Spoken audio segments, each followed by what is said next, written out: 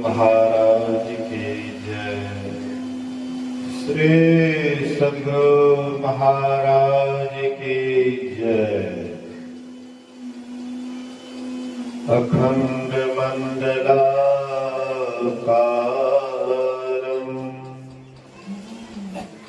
व्याप्तं येन चराचरम्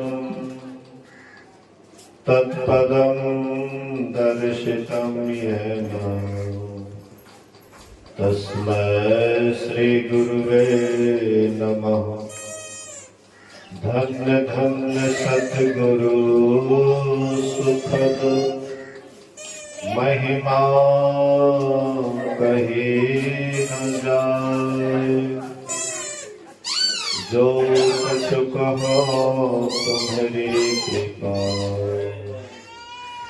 मोते कछु न बसाए। सर्वत्र सर्वदा वर्तमान सद्गुरु महाराज जी के पावन चरणों में कोटि कोटि नमन।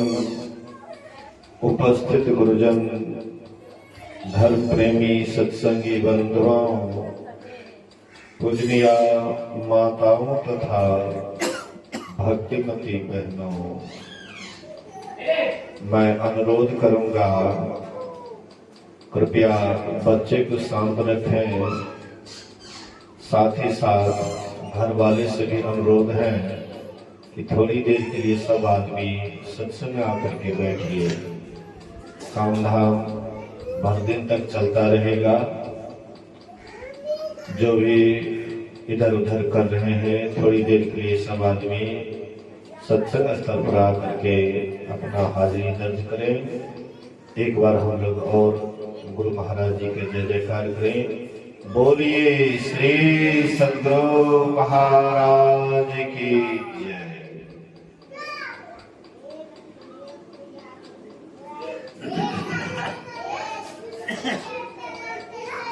मंटू जी और रविंदर जी दोनों भाइयों के द्वारा 2 दिवसीय संतमत सत्संग का आयोजन एक बच्ची की बरसी के अवसर पर किया गया है। अभी हम लोग दूसरे दिन के प्रथम पाली सत्संग में उपस्थित है। पाठ के क्रम में हम लोगों ने बहुत कुछ सुना, लेकिन जो हम आप सुनते हैं उस पर अगर मनन नहीं करेंगे, चिंतन नहीं करेंगे, विचार नहीं करेंगे तो यह ज्ञान नहीं ठहरेगा। जिस बात पर हम विचार करते हैं वह बात हमारे अंदर में बैठ जाता है, ठहर जाता है। और जिस पर हम लोग विचार नहीं करते हैं, सुन करके भी अनसुनी कर देते हैं, तो वह बात ठहरता नहीं है। असल में हम आप चाहते क्या है? बोलिए श्री सद्गुरु। थोड़ा सजाइए तो इधर बच्चा लोग बहुत दिख रहा है। बोलिए श्री सद्गुरु। असल में हम लोग चाहते क्या है? तो सब आदमी फुर्सत चाहते हैं, आराम चाहते हैं, विश्राम चाहते हैं, शांति चाहते हैं, सुख चाहते हैं। प्रत्येक आदमी से पूछिए कि आपको विश्राम चाहिए कि नहीं। कोई आदमी चाहता है काम करने के लिए, तो मजबूरी है काम करना। नहीं, काम करना चाहते नहीं है। सब आदमी, सबके मन में होता है कि आराम से बैठे रहें, विश्राम करते रहें, कोई हमको टोके टाके नहीं। हाँ, जहाँ भी रहें तो शांति से रहें। लेकिन काम क्यों करते हैं? इसलिए कि मजबूरी है कि काम नहीं करेंगे परिवार का लोग क्या खाएगा।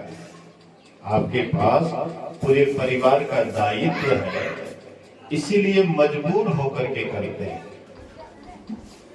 संत महात्मा कहते हैं कि अगर विश्राम चाहते हो, एक होता है शरीर से विश्राम, दूसरा होता है मन से विश्राम। अगर आपका शरीर काम भी करता है लेकिन मन विश्राम करता है तो काम करने में बड़ा आनंद आता है। शरीर से श्रम करते हैं तो शरीर की शक्ति बढ़ती है। बोलिए श्री सद्गुरु, ध्यान दीजिएगा। शरीर से श्रम करते हैं तो शरीर की शक्ति बढ़ती है। अब मन से अगर आप ज्यादा संसार का चिंतन करते हैं तो मन का शक्ति घटता है। मन जितना ही शांत रहता है, अस्थिर रहता है, मन की शक्ति उतनी ही बढ़ती है। शरीर जितना ही काम करता है तो शरीर का शक्ति बढ़ता है। अब मन जितना ही संसारिक चिंतन करता है उतना ही इसका शक्ति घटता है। तो शरीर से श्रम करना चाहिए। श्रम, शरीर को अगर बैठा करके रखिएगा तो धीरे धीरे शरीर कमजोर हो जाएगा। नस नाड़ी धीरे धीरे आपका कमजोर हो जाएगा। तो शरीर से श्रम करना चाहिए लेकिन मन को सदा विश्राम में रखना चाहिए। आप कहिएगा कि शरीर से श्रम करते हैं तो मन तो स्वाभाविक है कि चंचल हो जाता है, लेकिन ऐसी भी स्थिति होती है कि आप शरीर से काम भी कीजिएगा तो पर भी मन विश्राम करेगा। जो इसको अभ्यास किए हैं, जो इसका अभ्यास किए हैं, अपने जीवन में उतारे हैं, उन्होंने देखा है कि करते काम करो विधि नाना, असुरत राखो जहाँ कृपा निधाना। उन्होंने ऐसा काम किया कि हाथ से श्रम किया, शरीर से श्रम किया, लेकिन मन को सदा सुमरन में लगा करके रखा तो मन में विश्राम आता है, मन विश्राम हो जाता है, मन शांत हो जाता है।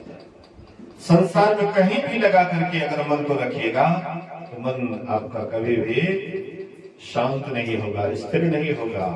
स्थिर मन में शक्ति बढ़ती है और शरीर आपका श्रम करता है तो उससे भी शक्ति बढ़ती है।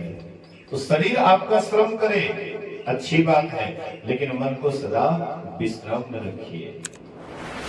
इससे आपको दोनों लाभ होता है, शारीरिक लाभ भी होता है और आपको मानसिक लाभ भी होता है।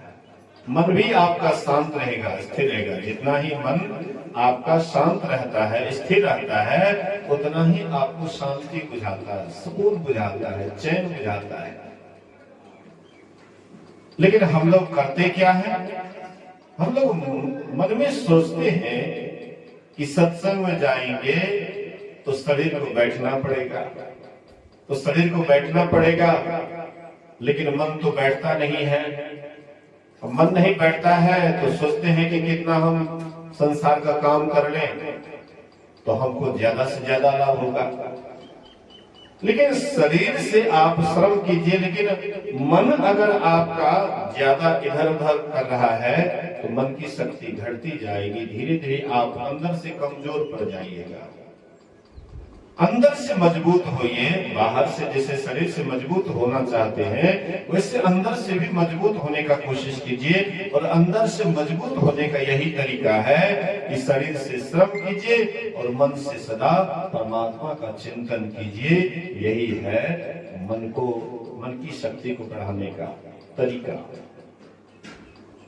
अभी हम लोग पाठ के क्रम में सुन रहे थे, उपनिषदकार कह रहे हैं, धारो विवेकिनः शास्त्रम।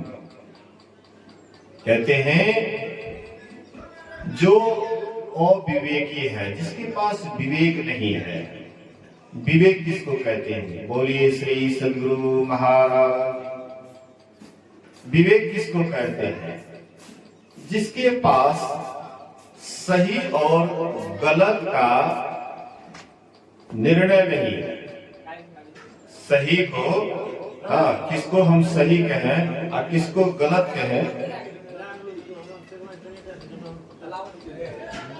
बोलिए श्री सद्गुरु महाराज की जय। ध्यान दीजिए, अविवेकी जिसके पास विवेक नहीं है, देखिए बुद्धि और विवेक में अंतर है।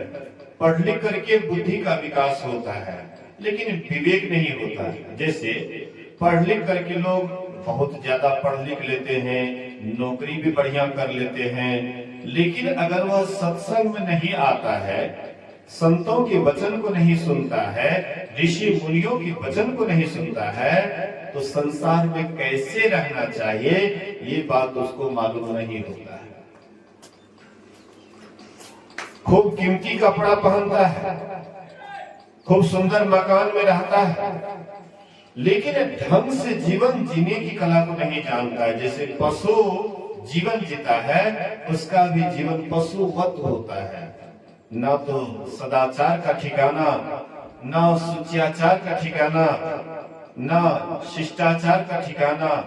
मतलब संसार में कैसे रहेंगे उनको ये ज्ञान नहीं रहता है। केवल कमाना है, खाना है, पेट भरना है, बस इतना ही जानता है। मैं देखता हूँ बहुत आदमी स्टैंडर्ड होते हैं, बूट पहने हुए शौचालय में चले जाते हैं, शौचालय का छींटा पड़ता है बूट पर, कपड़ा पर, फुल पैंट पर, जूता मोजा पर, सब गंदा हो जाता है। उसी गंदा वाला जूता से सीधे पहन करके आपके घर में चले जाएंगे, आंगन में चले जाएंगे। मतलब सुचियाचार को कोई ठिकाना नहीं रहता है। तो उसमें और पशु में क्या अंतर रहा? पशु जब लैट्रिन करते हैं, पेशाब करते हैं, उसका भी छींटा उसके शरीर पर पड़ता है, पैर पर पड़ता है। अब मनुष्य भी लैट्रिन जाता है, पेशाब जाता है, छींटा पड़ता है, अब बस फुल पैंट शर्ट पहना हुआ रहता है, लगता बाबू साहब है, पैसा कमाता है, पैसा की अकड़ से वो एकदम अपने को बहुत बड़का समझता है पैसा का अकड़ के कारण। लेकिन उनके जीवन में और एक पशु के जीवन में क्या अंतर बुझाता है? हमको तो कोई अंतर नहीं बुझाता है।